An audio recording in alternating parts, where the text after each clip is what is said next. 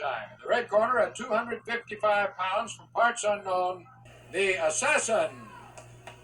And his partner at 246 pounds, the Grappler. In the blue corner at 234 pounds from Pango, Coco, Samoa. And his partner at 236 pounds from Portland, Oregon, Jesse Barr. Two top masked men now forming a team in this tag match. The Grappler and the Assassin versus the popular duo of Coco Samoa and Jesse Barr.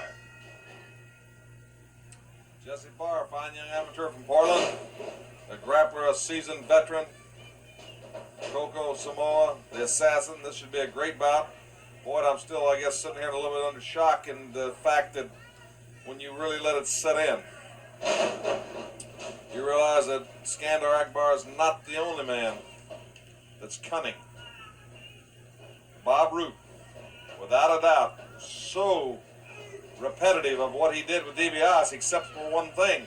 Roop didn't have to be with as much subterfuge because the disqualification didn't change the title. So Bob Roop, when the disqualification, the only thing that surprised Bob Roop and them was when Ernie Ladd, probably one of the most avid former enemies of the Junkyard Dog, but knowing that he had spent 6 weeks off and had major surgery, came and planted the one-man gang to show that Ernie Ladd is definitely going to be a spoiler with anybody that in Akbar's army has plans, or in the Assassin or a Grappler, that they're going to have to reckon with Ernie Ladd.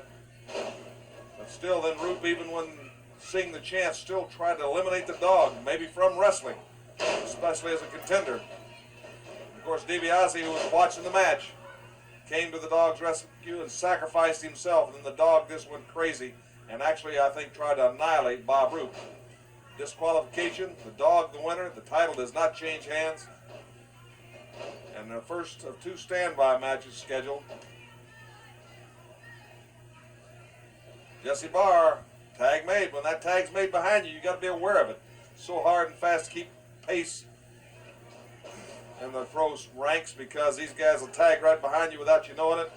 They know the rules. Catch you unawares. That's what they've done to young Jesse Barr. Now the quick tag that keeps the fresh man in, bear hug.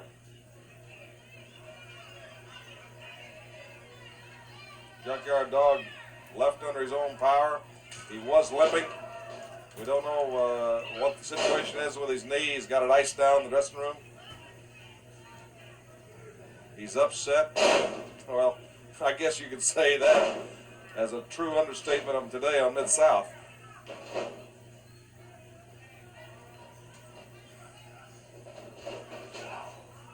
Grappler driving Jesse Barr back into the corner, tagging in the Assassin. A formidable team. Boyd Pierce, a lot of people jockeying for position. As I said, Big John Studd and the Super Destroyer from Atlanta have offered a challenge to the Junkyard Dog and Mr. Olympia for the coveted Mid-South Tag Team title belt. This team here, a formidable team. The Grappler with the one-man gang. The Assassin with Bob Roop. You got several combinations that could be intensive matchups.